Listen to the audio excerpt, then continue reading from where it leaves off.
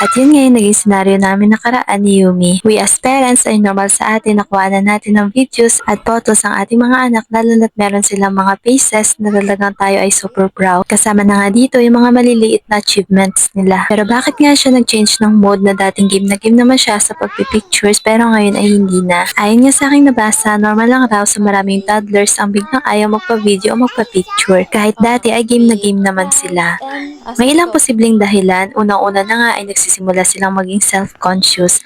Habang lumalaki ang mga bata, napapansin nila na may kamera at naiiba ang attention kapag kinukunan sila. Minsan naiilang o nahihiya rin sila. Pangalawa naman ay ayaw nila yung feeling na pinipilit kapag paulit-ulit silang kinukunan kahit hindi nila gusto sa moment na yon, natututo silang iwasan ito. Then yung pangatlo is mas gusto nilang mag-focus sa laro sa edad na iyon. Mas importante sa kanila ang exploration at play kaysa tumigil para sa pagpipicture. Well, sa case ko, hindi ko naman siya pinipigilan sa pagplay para magpa-picture dahil ang ginagawa ko is binibidyohan ko naman siya. At yung pang-apat nga na isa pang factor is nakakaranas ng negative feeling ang isang bata. Halimbawa, may pagkakataon na pinagalitan habang kinukunan o napagod o naiirita sa liwanag ng camera. At ang panglima naman ay yung developmental phase. Toddlers love control. Ayaw nila kapag may ginagawa sila na hindi nila pinili mismo. Kaya minsan ayaw muna nila magpakuha. At ang personal application ko naman dito bilang nanay niya ay hayaan ko muna sila na gawin ang gusto niya. Hayaan ko muna na mag-explore siya, na maglaro siya nang walang camera. At ang ginawa ko ngayon is nagulat na lang ako na after 15 minutes siguro na inilapitan ako ni Yumi at nagpahiwatig na gusto niya nang magpa-video.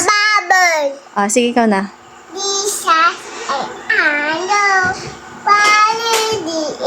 For the Bible tells me so.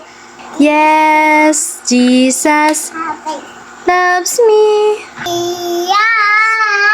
Jesus loves me.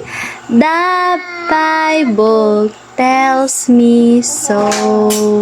So yun lang, thank you Very good. for watching. God bless.